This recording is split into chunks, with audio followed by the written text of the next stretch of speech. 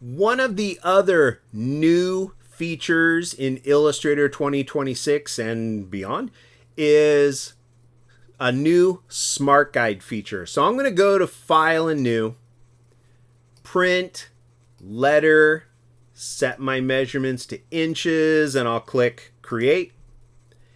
And right now, when I go to View menu, I've turned off all my check marks. I'm not using Smart Guides yet. And I'm going to go right here to my ellipse tool. Okay, if I hold Shift, I'm going to click and drag, and I'll let go of the mouse first. So I've got a nice circle here. I don't have my bounding box turned on. Remember, I always tell people, hide your bounding box. If it says show, that means I'm hiding it. So you can see right there, View, hide the bounding box. And one of the things that I've always had trouble with is adding things to the edge of a circle at a tangent point. So if I click outside and then I go to my pen tool, I'm going to click on white. I don't want to draw anything with a fill color, so I'll hit my question mark key on my keyboard for no fill. And I'm going to start right here. And where would I draw? Okay, I need Smart Guides because I can't tell where I'm at. So I'm going to hit delete, go to View, Smart Guides. And the thing that helps that is View, Snap to Point. Those always work together. Okay, if I want to see which Smart Guides are turned on, I go to Illustrator, Settings, and Smart Guides. Okay, there is a new one called Geometric Guides. I'm going to leave that turned off for a minute. And here's the problem. If I go right here, I've got my alignment guides turned on. So I'll come right down from the center of that circle. Click. And then it tells me when I'm on the path. It says path, path, path, path, path. So the problem with that is if I clicked here, that's not really a tangent point. Okay, I can command click outside, we'll deselect that. Then I'll click right here to connect. And then I'll come up to the other side and you can see it says path, path, path. And then I'm on the anchor point. But that's not necessarily a tangent because you can see it cuts right through the circle.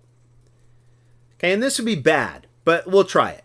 I'm going to come all the way back to the other end, click. So I've technically made a triangle bumping into a circle. If I selected both of them and I go to my Shape Builder tool, I'm just going to click and drag, and I'm going to add this to this to this and to this. And you could see I've got a nice ugly bump right there and an ugly bump right there. So let me select that and I'll go to my swatches panel and we'll fill that red just so you could see how bad that is. Okay, with my black arrow, I'll move it off to the side.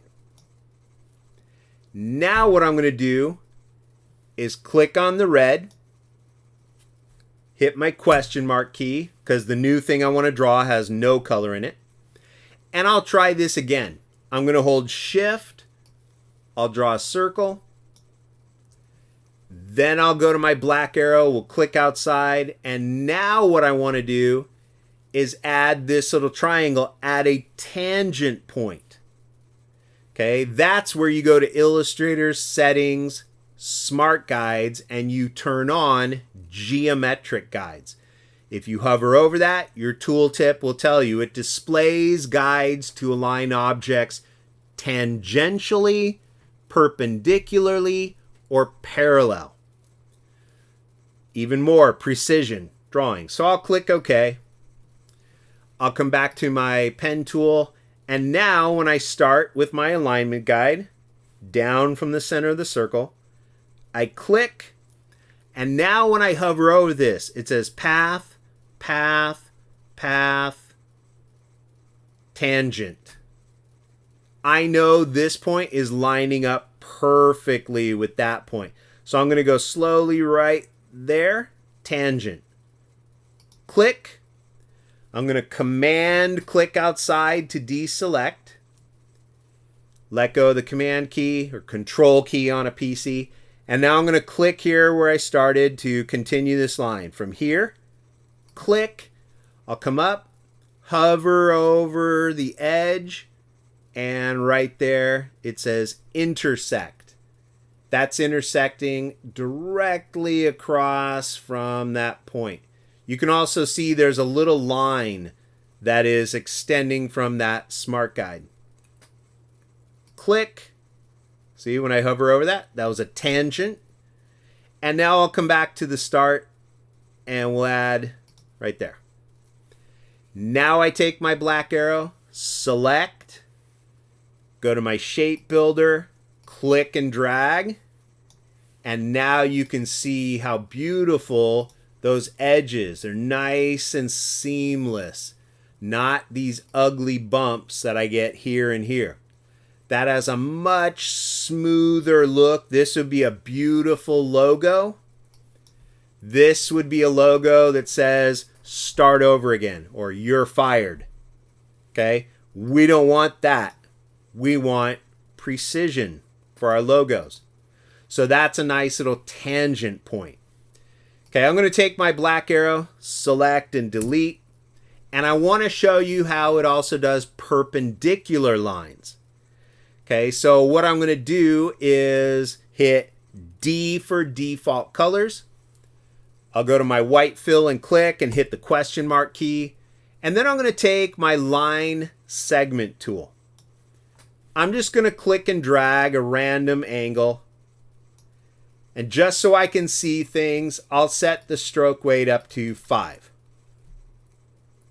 Okay, now with the same line segment tool, if I were to click and drag here, that is not a 90-degree angle to this line. You can see this would be less than a 90-degree angle right here. Okay, same line segment tool.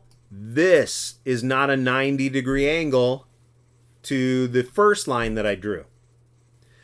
But now, since I went to Settings, Smart Guides, Geometric Guides, remember that's going to do tangents, perpendicular, and parallel.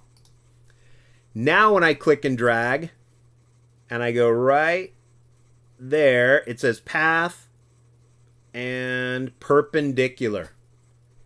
This line is hitting this line at a 90-degree angle. You can see how these are off. This is a perfect T, 90 degrees. So I'll go over here and we'll click and drag right there and hover over that. And let's see if I get that. Oops, it's lining up at that other end point here. There you go, perpendicular.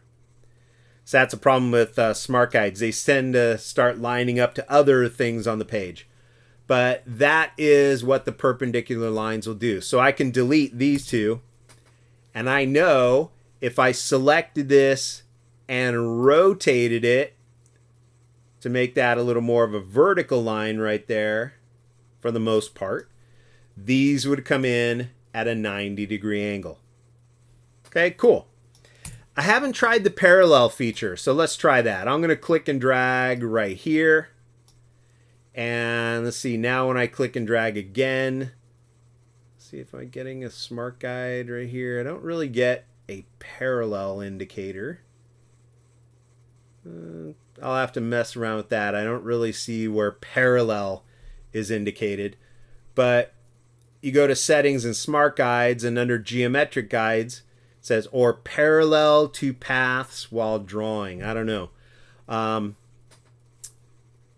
Well, if I wanted a parallel path, instead of trying to figure that out, I'll just take my black arrow, hold Option, and now I have all kinds of parallel lines right there. So didn't really need that extra smart guide, but the perpendicular guides are cool, especially when you're trying to draw them against an angled object. Tangential smart guides are great, like I showed you on that ice cream cone shape. So those are new smart guide features. But unless you're doing that kind of work, when I go to my smart guide settings, I typically turn off geometric guides. I don't really need them yet, but it is a new feature here in Adobe Illustrator.